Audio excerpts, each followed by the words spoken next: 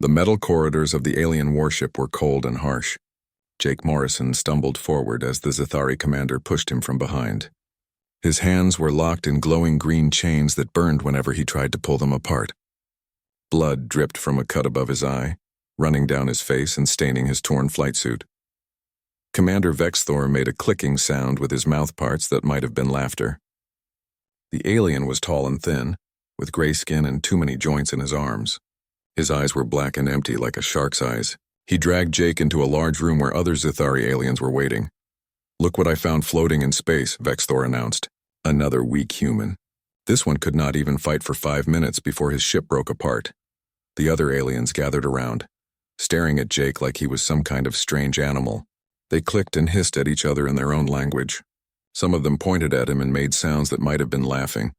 Jake kept his mouth shut. He had been on a mission to scout the edge of human space, when 3 Zathari warships appeared out of nowhere. He managed to destroy 2 of their smaller fighters before his systems failed.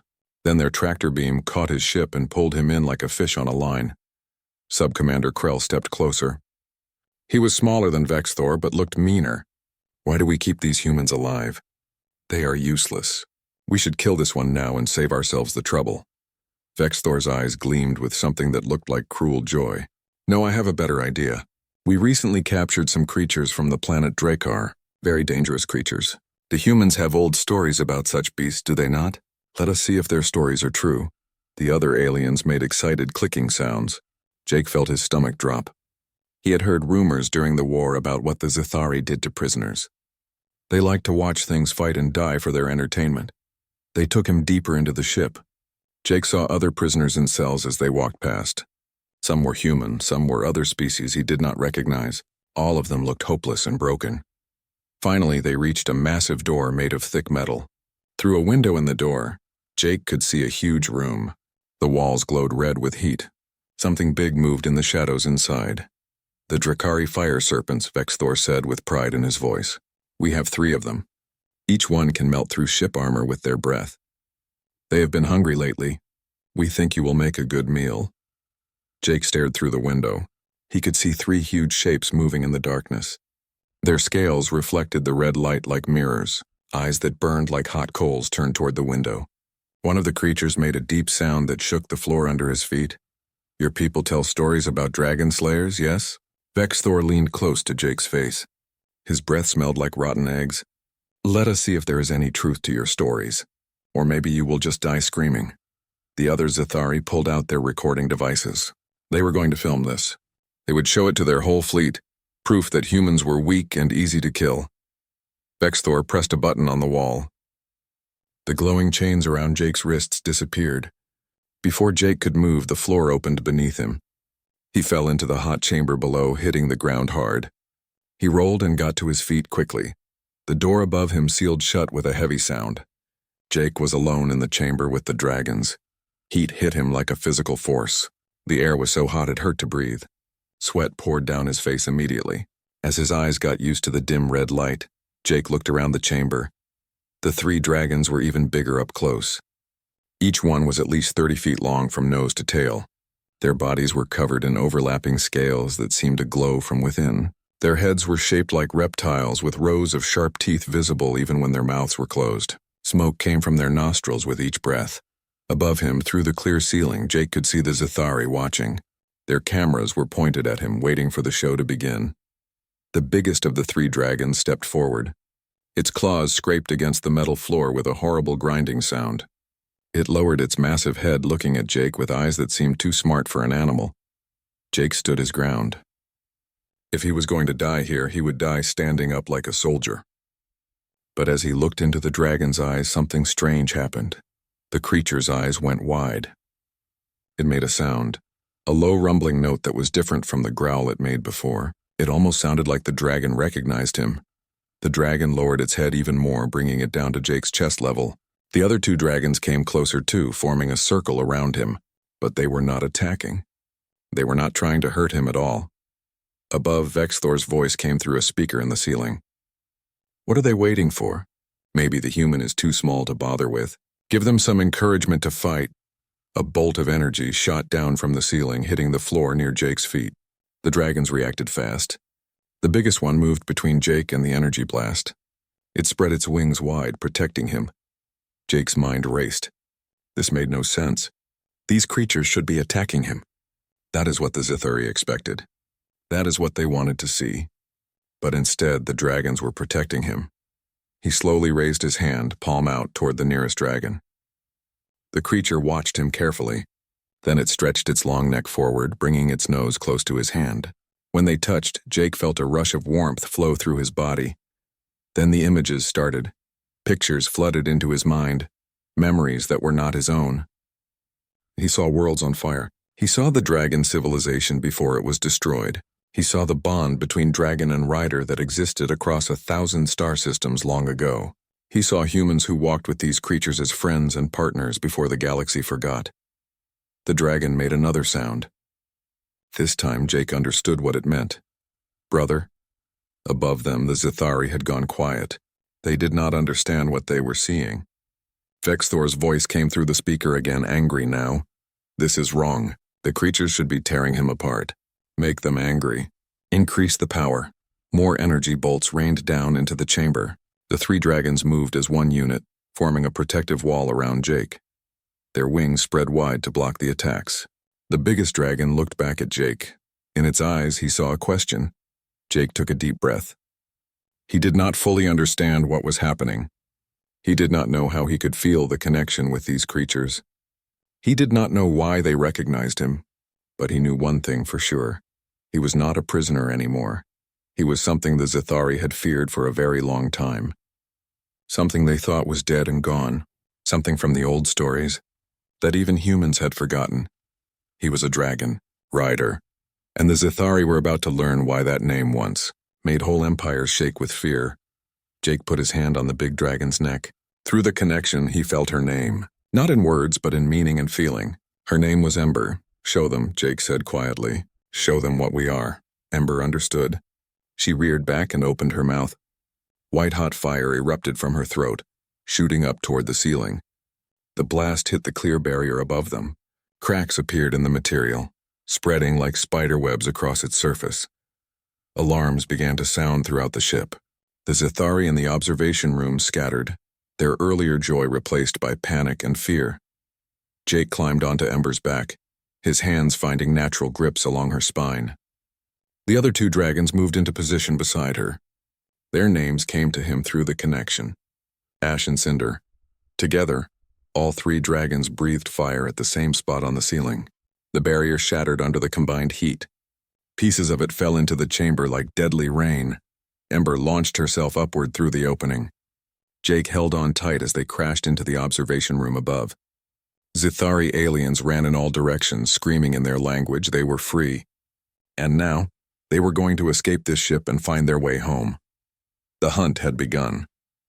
But this time the humans were not the prey. Ember burst through the shattered ceiling with Jake holding tight to her back.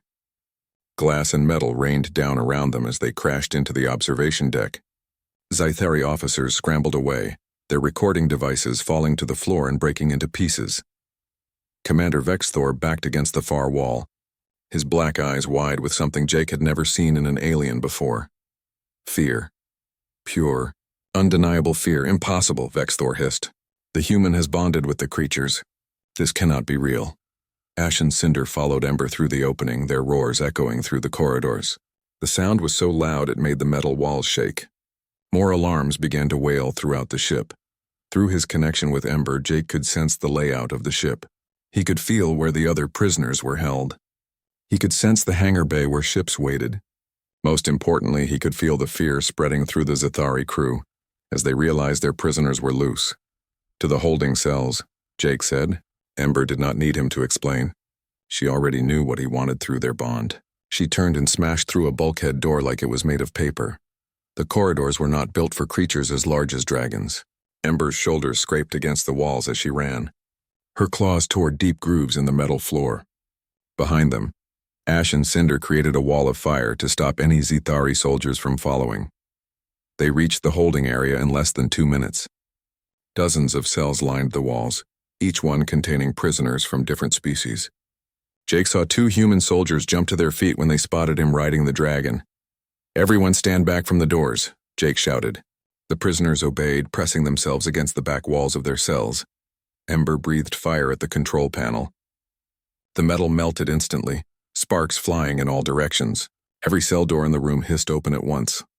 "Follow us to the hangar," Jake ordered. "We are getting off this ship." A human pilot named Kenny Davis stared at Jake with his mouth hanging open. "Morrison? Is that really you? What the hell is that thing you are riding?" "Long story. Move now, ask questions later." The freed prisoners poured out of their cells and followed the dragons. They ran through the corridors, a growing crowd of escaped captives. More Zithari soldiers appeared ahead, blocking their path with plasma rifles raised. Ember did not slow down. She charged straight at them and the soldiers fired. The plasma bolts bounced off her scales or were deflected by her wings. She crashed into their formation, scattering them like bowling pins. They rounded another corner and came face to face with Commander Vexthor. The alien commander stood with a squad of heavily armed guards. In his hands he held a massive weapon that crackled with energy. "End of the line, human," Vexthor snarled. "You think you can steal our ships? You think that beast makes you special?" Jake felt Ember's rage through their bond. She wanted to burn the commander to ash, but she also felt Jake's hesitation, his need to make this choice himself. "You made a mistake," Jake said, his voice steady despite the adrenaline pumping through his veins. "You thought humans were weak because we forgot who we used to be. But you just reminded us. And what are you?" Vexthor laughed, though the sound was forced and nervous. "We are dragon riders," Jake said, "and we are done being afraid of you." Ember moved faster than something her size should be able to move. Before Vexthor could fire his weapon, her jaws closed around it. The metal crunched and broke like a toy. The Zithari commander fell backward, his earlier confidence gone completely. "Retreat!" Vexthor screamed at his soldiers. "Fall back now." The Zithari ran. Jake and the dragons pressed forward, their group of freed prisoners growing larger as they released more captives from other holding areas. Finally, they burst through the last barrier into the hangar bay. Rows of fighters and transport ships filled the massive space. The freed prisoners scattered, each one looking for a ship they could fly. Kenny ran toward a sleek Zithari fighter. "I can fly anything with wings," he called out. Jake remained on Ember's back, surveying the hangar. Through his bond with the dragon, he could sense the force field ahead that kept the atmosphere in while allowing ships to pass through. "We need to work together," Jake announced to the escaping prisoners. "The moment we break through that force field, the Zithari will send their fighters after us. We stay in formation, we protect each other, and we make for the nearest human outpost." Through his connection with Ember, Jake saw images from her memories. He saw hundreds of dragons flying together with their riders, moving as one perfect unit. The dragonflights, they were called. They had been unstoppable. Maybe they could be again. The stolen ships powered up, their engines humming and vibrating the hangar floor. Jake felt Ember tense beneath him, felt Ash and Cinder preparing themselves for what came next. "On my mark," Jake said. Through the bond he felt Ember's readiness. 3, 2, 1, go. Ember launched herself toward the force field, her wings spreading wide. The sensation of flight was incredible. Through their bond, her joy became his joy. Her freedom became his freedom. They burst through the force field into open space. The dragons roared as one, their cry echoing across the void. Behind them, the stolen ships followed, and further back, the Zithari warship began to turn. Jake looked out at the stars spread before them. Space was cold and empty, but through Ember's senses, he could feel the warmth of distant suns, the pull of gravity from nearby planets, the electromagnetic currents that flowed between worlds. "Morrison, what is our heading?" Kenny's voice crackled through the communication system. Jake closed his eyes, feeling through the bond. Ember's senses extended far beyond normal sight. She could detect the gravitational currents of stars, the signatures of planets, the traces of human presence scattered across this part of space. "Bear 317 Mark IV, Jake replied. "There is a human outpost about 6 light years from here. We can reach it in a few hours. Copy that. But Morrison, we have a problem. The Zithari are launching fighters. I count 12 of them and they are closing fast." Jake had already felt them through Ember's awareness. He sensed their predatory intent, their determination to stop the escape. "All ships maintain course and speed," Jake ordered. "Ash, Cinder, you are with me. Let us buy these people some time." Through the bond, he felt both dragons' eager agreement. They turned away from the fleeing transports, wheeling around to face the incoming Zithari fighters. Morrison, you cannot take on 12 fighters with just dragons, Kenny protested. Let me come back and help. Negative. Your job is to get those people to safety. Trust me on this. Jake was not sure where the confidence came from. Maybe it was his own, or maybe it flowed from Ember through their connection. But he knew with complete certainty that 3 dragons were more than enough for 12 fighters. The enemy ships opened fire. Plasma bolts streaked through space toward them. Ember rolled, her body twisting in ways that should have thrown Jake off her back. But he moved with her, their bodies acting as one. Ash and Cinder split off, flanking the approaching fighters. Cinder, the youngest dragon, released a stream of white-hot fire that engulfed 2 Zithari ships. Their shields held for a moment, then collapsed. The fighters exploded in bright flashes of light. Impossible, someone said over the Zithari communication channel. Command, the human has weaponized the creatures. We need support immediately. Ember dove toward the nearest fighter. The Zithari pilot tried to evade, banking hard to the side. But Ember was faster. Her claws raked across the ship's hull, tearing through the armor like cloth. The fighter spun away, spilling air and debris. Through the bond, Jake could feel the positions of the other dragons. He could coordinate their attacks without speaking. They moved like dancers, 3 individuals acting as one perfect unit. Ash came up beneath another fighter. Her jaws closed around its engine. She shook her head and the entire ship crumpled under the pressure. When she released it, the wreckage tumbled away into the darkness. The remaining Zithari fighters broke formation. Their earlier confidence was gone. They had trained to fight against ships and weapons, not against creatures that could fly through space and breathe fire. Retreat, the Zithari squadron leader ordered. Fall back to the carrier. We need heavier weapons. But Jake was not going to let them regroup and chase his people. Through Ember, he reached out to Ash and Cinder, coordinating their next move. The 3 dragons accelerated, building up speed as they chased the fleeing fighters. Then, in perfect synchronization, they unleashed their fire. 3 streams of white-hot flame converged on the retreating squadron. The combined heat was too much for any shield to withstand. One by one, the Zithari fighters exploded. In less than 3 minutes, all 12 enemy fighters were destroyed. Jake took a shaky breath. Through the bond, he felt Ember's satisfaction. But he also felt her concern for him, her awareness that this was his first time killing in such direct combat. It is okay, he whispered, running his hand along her scaled neck.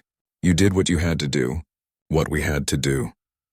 Through their connection, Ember showed him images from her memories. He saw ancient battles where dragon riders fought not to conquer, but to protect. The riders had been warriors, yes, but they had been guardians first. That is what he needed to be now. Space stretched out before them like an endless black ocean. Stars dotted the darkness like tiny lights in the distance. Jake felt the cold of space through Ember's senses, though the dragon's inner fire kept her warm. Beside them, Ash and Cinder flew in tight formation, their wings moving in perfect rhythm. It should not have been possible. Dragons flying through space, breathing and moving as if the vacuum meant nothing to them. But through the bond, Jake understood. The dragons were not bound by normal physics. They were creatures of fire and ancient power, beings that existed partially in another place where the rules were different. That is why the old civilizations had feared them. That is why the dragon riders had been legends. Morrison, what is our heading? Kenny Davis's voice came through the communication system. Behind him, 8 other ships followed, carrying the freed prisoners. Jake closed his eyes, feeling through the bond. Ember's senses reached far beyond normal sight. She could detect the pull of gravity from nearby stars, the electromagnetic signatures of distant planets, the traces of human presence scattered across this part of space. Bear 317 Mark IV, Jake replied. There is a human outpost about 6 light years from here. We should reach it in a few hours. Copy that. Morrison, how are you doing that? How are you navigating without instruments? Ember can sense things I cannot explain. It is like she has a map of the entire galaxy in her head. Jake paused. I know it sounds crazy. Everything about today sounds crazy, Kenny said. But I saw you destroy 12 fighters in 3 minutes.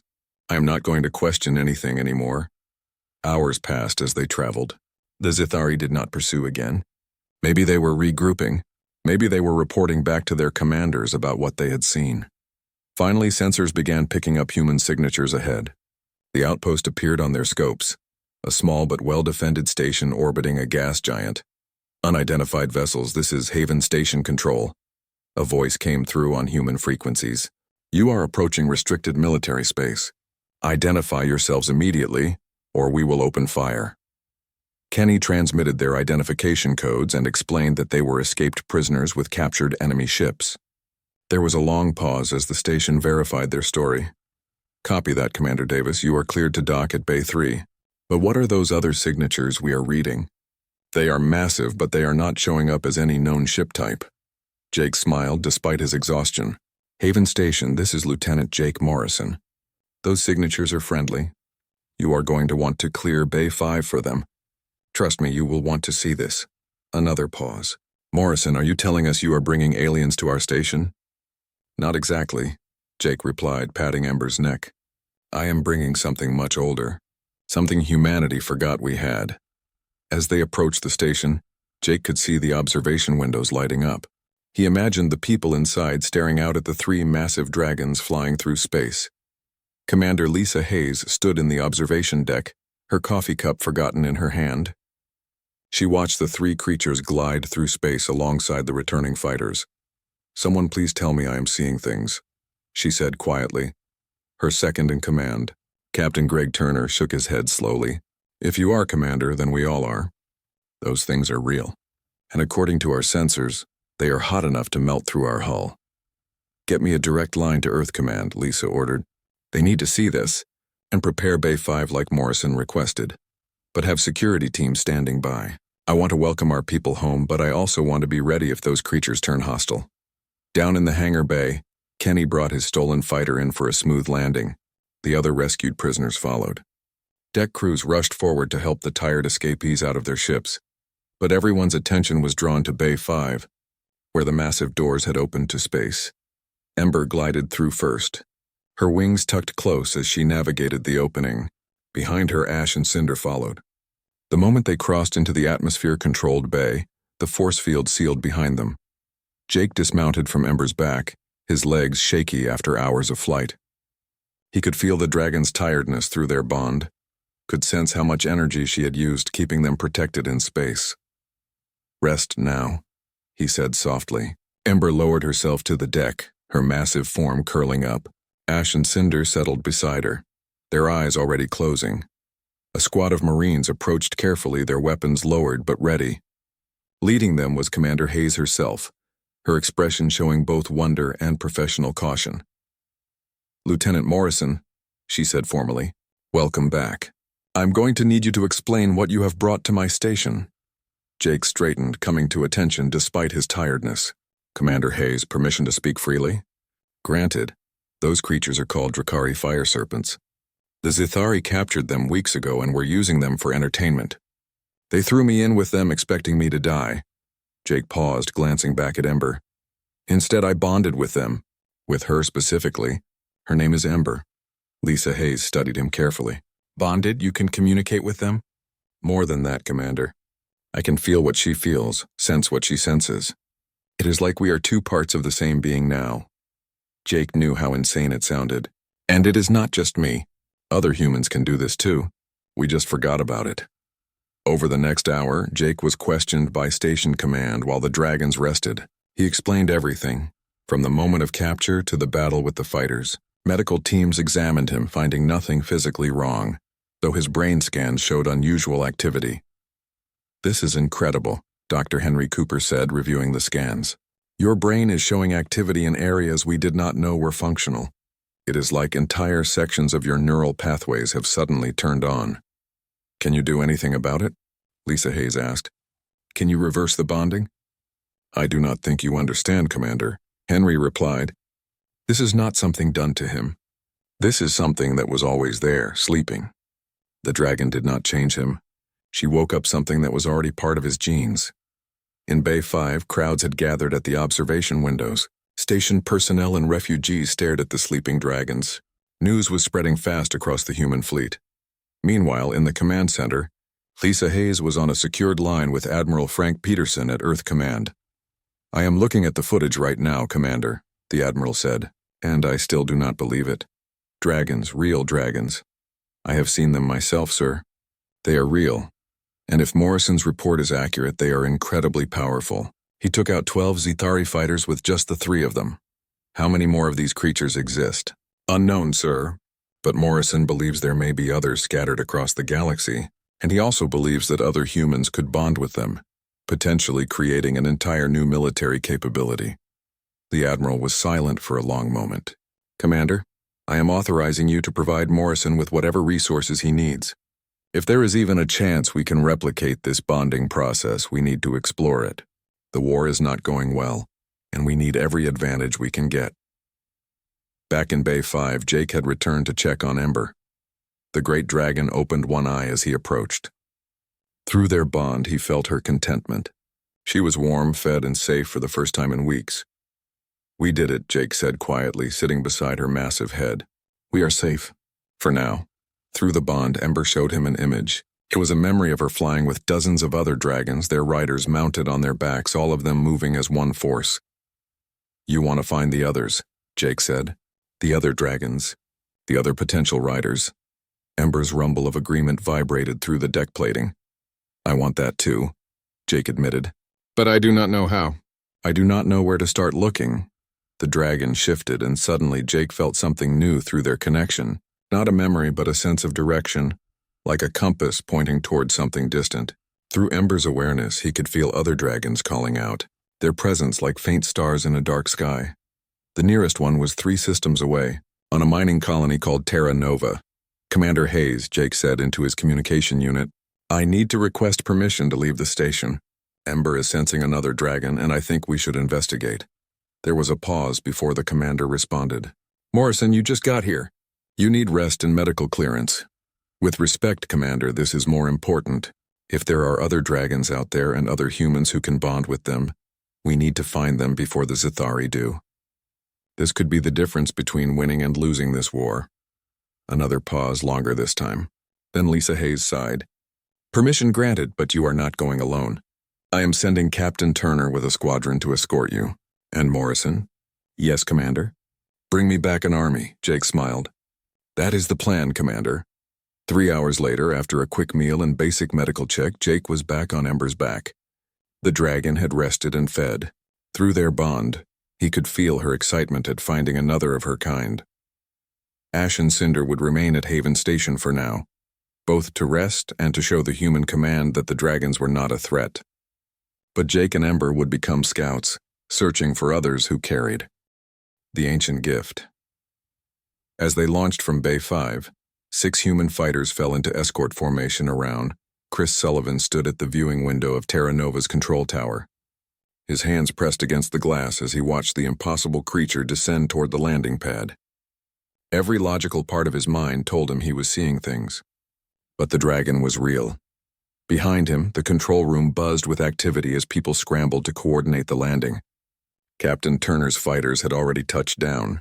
Their pilot had transmitted basic information about what they were bringing, but nothing could have prepared the colonists for actually seeing Ember. Sir, what are your orders? His assistant, Claire Foster, asked nervously. Chris tore his gaze away from the window. Clear the landing pad. Get non-essential people inside, and someone find out what is in those deep mines. The deep mines, sir? I have a feeling whatever is down there is connected to this. Chris could not explain how he knew, but as he watched the dragon land, something inside him responded, like a tuning fork vibrating to a note he could not hear.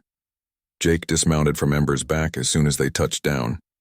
Through the bond, he could feel what Ember sensed. Another dragon nearby underground, and something else. A human presence that felt like a mirror of his own connection. Commander Hayes had been right to send him here. Captain Turner approached, his helmet under his arm. Morrison, the colony supervisor, is on his way down. His name is Chris Sullivan. According to our records, he was Earth military before he took this civilian job. Good. We will need someone with military experience if things get complicated. Jake kept his hand on Ember's side, maintaining the physical connection.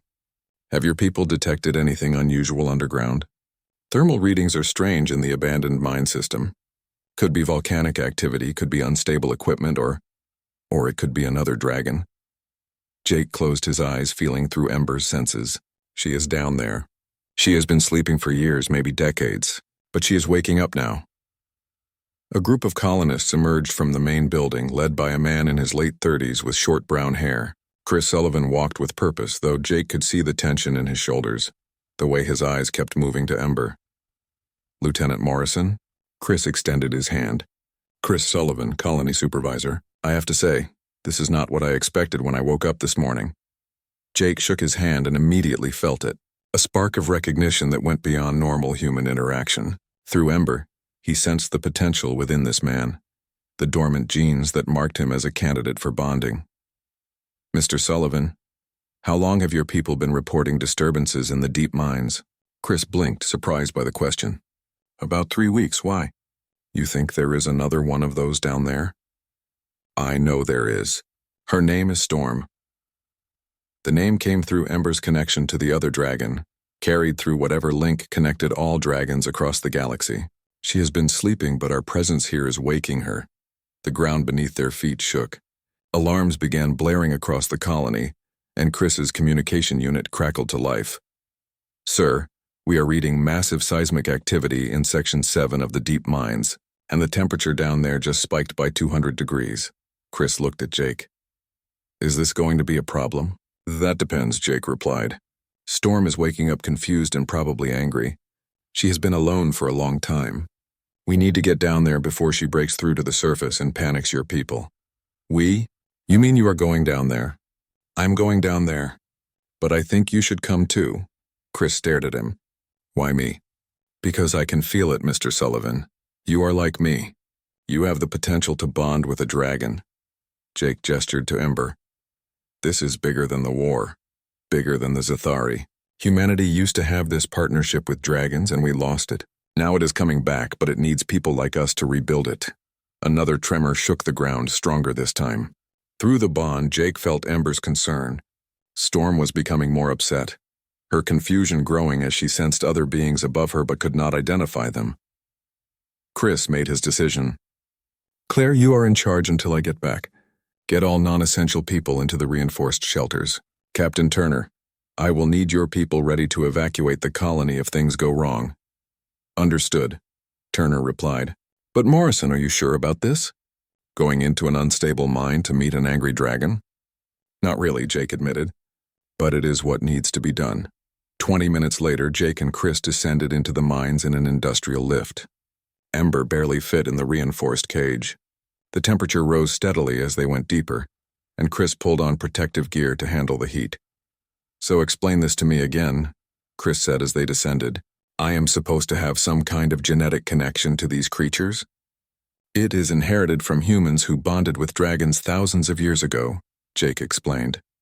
"Most people do not have it, and even those who do never know unless they meet a dragon who chooses them. The bond works both ways. And you think this Storm will choose me? I think she already has. I can feel it through my connection with Ember. Storm has been sensing your presence for weeks, probably longer. It is why she has been making noise trying to reach you." The lift stopped at the bottom level of the mine. The heat was intense even through the protective gear. The air shimmered with thermal distortion. Ahead, the tunnel glowed with inner light, and they could hear the sound of massive breathing echoing through the passages. "Stay behind me," Jake said, though he knew Chris would need to step forward eventually. They moved through the tunnels, following the sound and heat toward their source. Finally, they emerged into a massive natural cavern, and there in the center of the space was Storm. She was larger than Ember. Her scales were deep blue gray, seeming to absorb and reflect light at the same time. Her eyes blazed like lightning captured in crystal. Electricity crackled along her spine. Where Ember was fire, Storm was tempest. The dragon raised her head as they entered. Her roar shook loose stone from the cavern ceiling. She was angry, confused, and afraid all at once. Jake felt Ember project calm through their bond, sending reassurance to the other dragon. Storm's roar faded to a low rumble. Her eyes focused on the two humans standing before her. Through Ember, Jake felt Storm's confusion. She sensed the potential in both humans but did not understand why they were not bonded yet, why Chris had not claimed his place beside her. "Chris," Jake said quietly, "you need to approach her. Let her see you, really see you. How do I do that?" Chris's voice shook slightly, but he moved forward anyway, pulling off his helmet to expose his face. "Just be yourself. Be honest. The bond requires trust on both sides.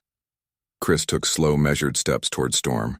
The great dragon lowered her head to his level.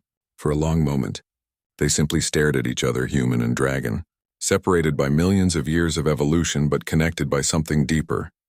Then Chris reached out and placed his hand on Storm's snout. The reaction was immediate.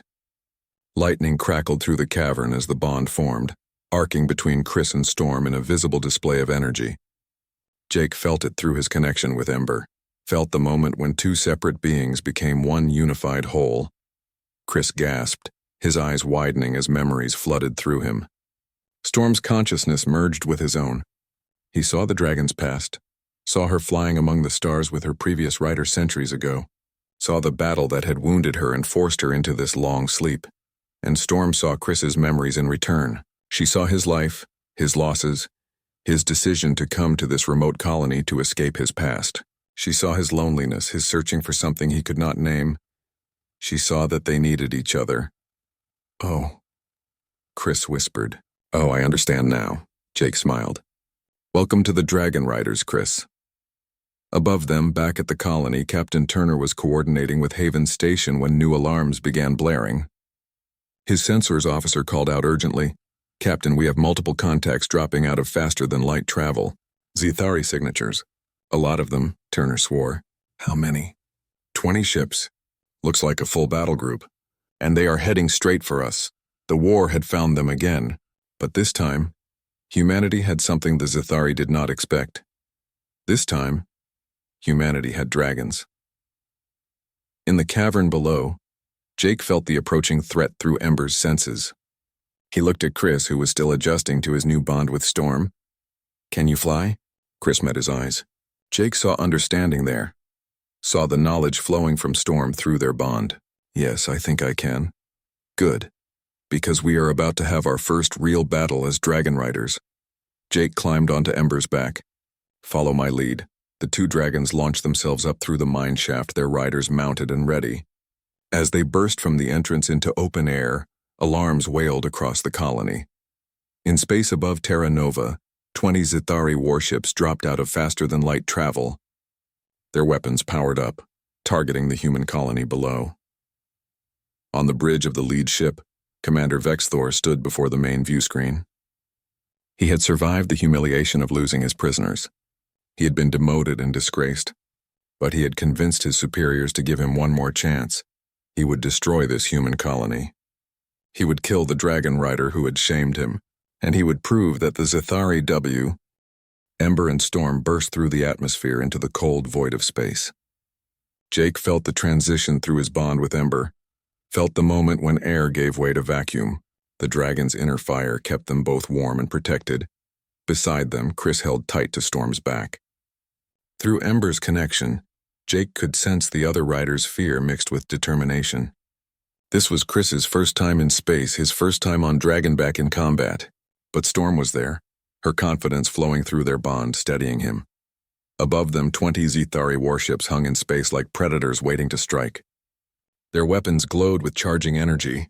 On the bridge of the lead ship, Commander Vexthor stared at the two dragons rising to meet his fleet. "Fire all weapons," Vexthor commanded. "Destroy them." Plasma cannons erupted across all 20 ships. Bolts of superheated energy streaked through space toward the dragons. But Ember and Storm were already moving. Through their shared bond, Jake and Chris coordinated without speaking. Ember rolled left while Storm dove right, their movements perfectly timed. The plasma bolts passed harmlessly between them, exploding in the empty space where they had been moments before. "Impossible," Vexthor hissed. "How can they move so fast?" "Target them again. Do not let them get close." But the dragons were already closing the distance. Ember accelerated, her wings propelling her through the void faster than any fighter. Storm followed, electricity crackling along her scales as she built up energy. Captain Turner's voice came through Jake's communication unit.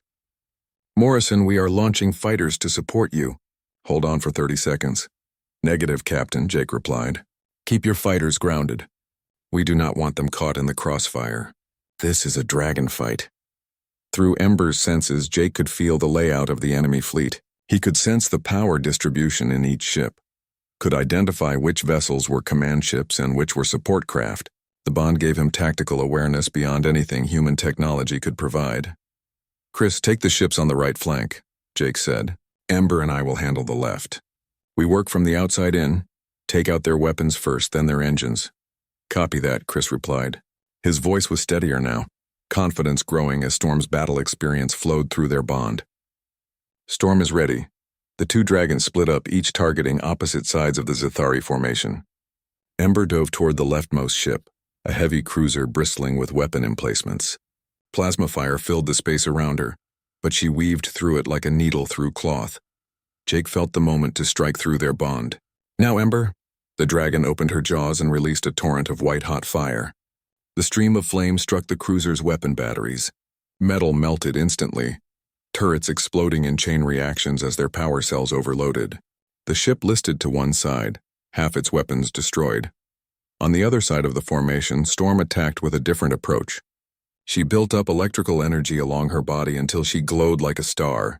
Then she released it all at once, a massive bolt of lightning that arced across space and struck a Zithari destroyer. The ship's shields collapsed under the electrical assault.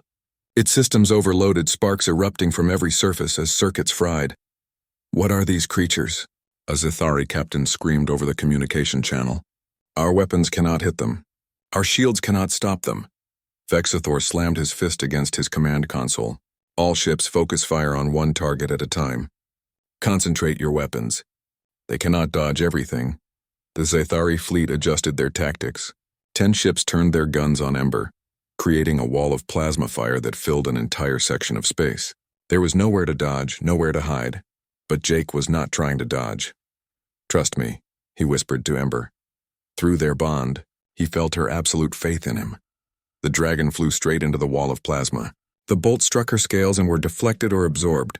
Her body glowed with absorbed heat, growing brighter and brighter. Jake felt the heat building up inside her, felt her converting the enemy's attack into raw power. Then Ember released it all at once. A sphere of fire exploded outward from the dragon, a miniature sun that engulfed 3 Zithari ships. Their shields held for a fraction of a second before collapsing. The ships' hulls melted like wax, their crews not even having time to scream before the heat consumed them. 3 ships destroyed in a single attack. "Retreat," someone shouted over the Zithari channel. "Fall back. We cannot fight these things." But Vexthor would not allow it. "Any ship that retreats will be destroyed by my order. We outnumber them 10 to 1. We will prevail." Storm struck again, this time targeting a carrier that was launching fighters.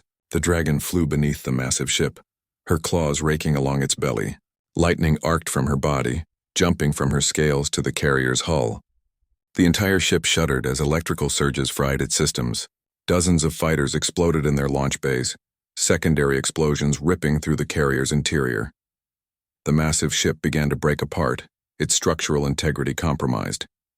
Chris and Storm banked away as the carrier exploded behind them. 4 ships down, 16 to go. On Terra Nova's surface, the colonists watched through telescopes and sensors. They saw the 2 dragons dancing through space, saw Zithari warships exploding like fireworks. Claire Foster stood in the control tower, tears streaming down her face. "They are winning," she whispered. 2 riders against 20 ships, and they are winning. In space, Jake and Chris regrouped. Through Ember's bond with Storm, the 4 of them, 2 humans and 2 dragons, coordinated their next attack. "The command ship," Jake said.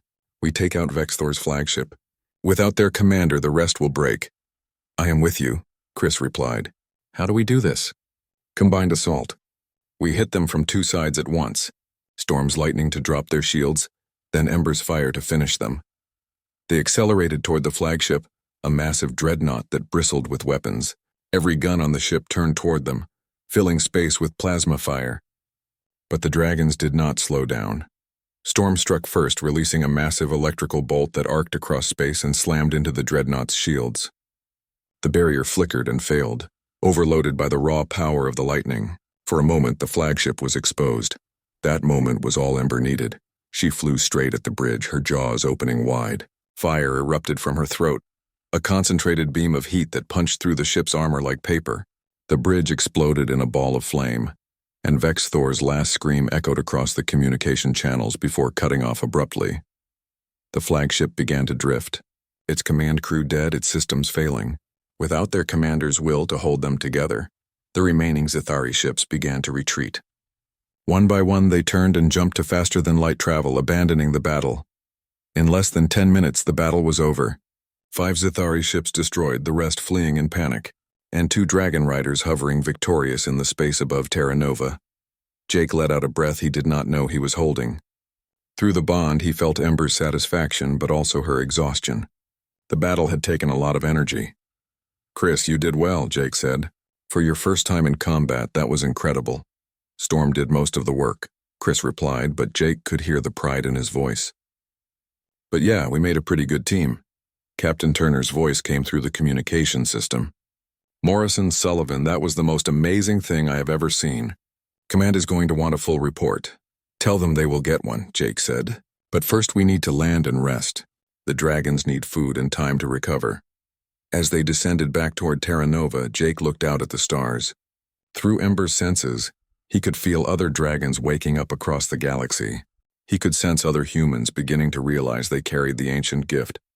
The Zithari had made a terrible mistake when they threw him in that cell. They thought they were executing a prisoner. Instead, they had awakened something that had been sleeping for thousands of years. The dragon riders had returned. Not as they had been in ancient times, but as something new, something adapted for this age of space travel and galactic war. And now, with 2 riders and 2 dragons, they had proven what they could do. Imagine what they could accomplish with 10 riders. With 100. With 1,000. Back on Terra Nova, the colonists cheered as the dragons landed. People poured out of the shelters, celebrating their salvation. Children ran toward Storm and Ember, their fear replaced by wonder and excitement. Chris dismounted, his legs shaky but his smile wide. "I never thought I would say this, but I just rode a dragon through space and helped destroy a Zithari battle group." "Get used to it," Jake said with a grin. "This is just the beginning. We have a lot more dragons to find, a lot more riders to awaken." Claire ran up to Chris and threw her arms around him. "That was insane. That was crazy. That was the bravest thing I have ever seen." Through the bond, Jake felt Ember's amusement at the display of human emotion. He patted her neck affectionately. "Come on, girl. Let us get you fed and rested. We have a long journey ahead of us." As night fell on Terra Nova, the 2 dragons rested in a clearing outside the colony. Their riders sat beside them, looking up at the stars. "What happens now?" Chris asked.